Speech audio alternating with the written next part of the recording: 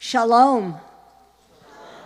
It is my favorite word. It means hello and goodbye, so you can use it even if you don't know whether you're coming or going. And it means peace. And this was an important and holy time on the Jewish calendar. Last night at sundown ended the 10 holy days of awe. But we always have a new year and new opportunity. 13th century Persian poet and Sufi mystic Rumi said, "Somewhere beyond good and evil, there is a place. I'll meet you there." I think any tent in Jonesborough, Tennessee is that place. The place beyond good and bad where we can meet. 16th century Jewish mystic, Rabbi Isaac Luria, had a theory of creation.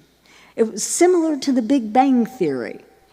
He said that in the beginning, God put divine light in vessels and set them forth to sail through the universe.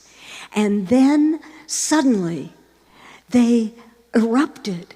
The vessels broke, and the shards of divine light from the beginning of the pristine world fell to the earth. And Rabbi Luria said, it is our job to find those sparks, to gather those sparks, to raise the sparks back up and repair the world. Tikkun olam, repair the world. Well, 2 centuries after Rabbi Isaac Luria, in Ukraine, down through the mountains, came Rabbi Israel Baal Shem Tov, the master of the good name. He brought the Hasidic movement to Eastern Europe. And he said, you don't find God just in study. You find God in joy, in music, in song, in dance, in love, in friendship. And that idea caught on.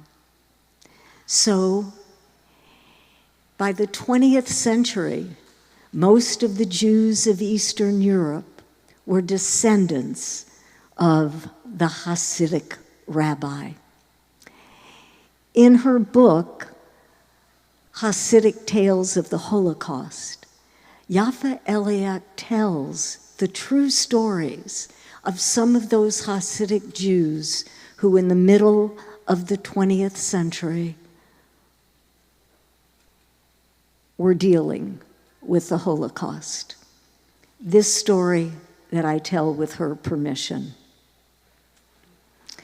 In the city of Danzig in Poland, there lived a rabbi. He would dress in a black suit, and he would go out every day, and he would greet each and every person in the community by name. He would tip his hat and say good morning, every man, woman, and child. Then he would leave the city and go out in the fields where the farmers were. There was one farmer in particular, and the rabbi every morning would greet him and say, "Good morning, Herr Müller." And the wheat farmer would stop what he was doing and wave back, "Good morning, Herr Rabbiner." And then the war came.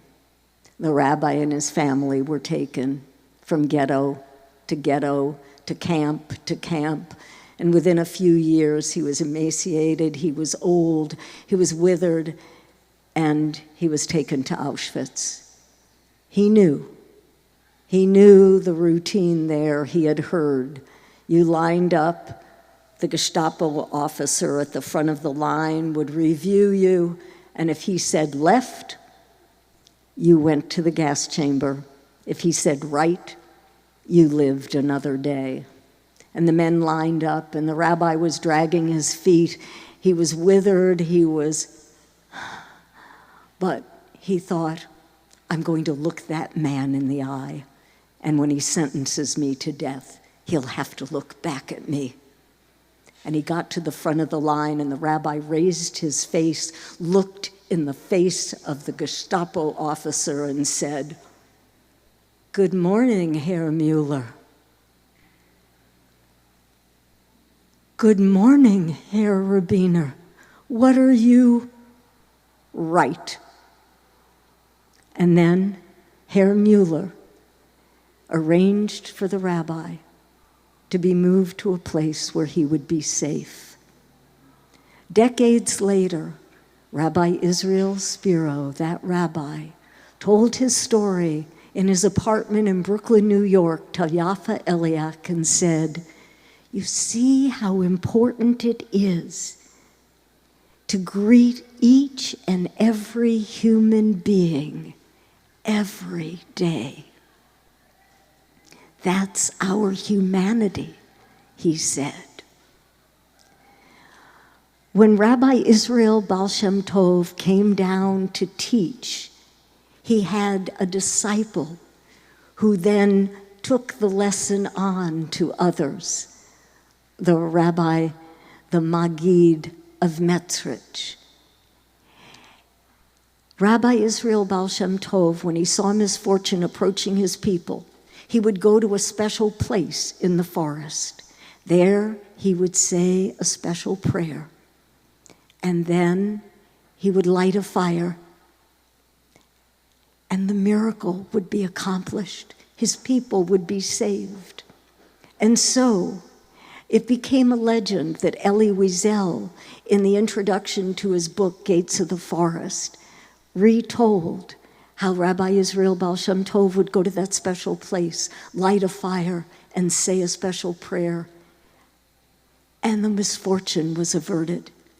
And then his disciple, the Maggid of BrightRidge, he went to that special place. He was unable to light the fire, but he knew the prayer, and the misfortune was averted. And then his disciple, he went to that special place in the forest, Rabbi Moshe Leib of Sassoff. He could light the fire, but he did not know the prayer. He raised his voice to heaven and he said, "Master of the world, I have found the place. I can light the fire. I do not know the prayer, but please, it must be sufficient." And it was. The misfortune was averted.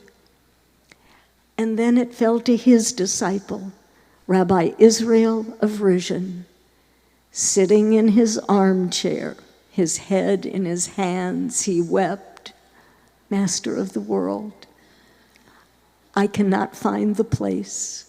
I do not know how to light the fire. I do not know the prayer.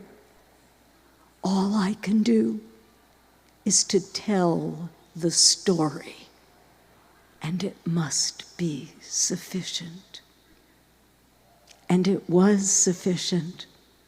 Elie Wiesel concludes, God made people because he loves stories. This is the place for stories. This is Rumi's place, beyond good and bad.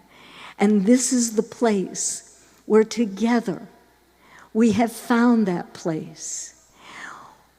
The sparks, well, that's our sharing. And the prayers, our stories.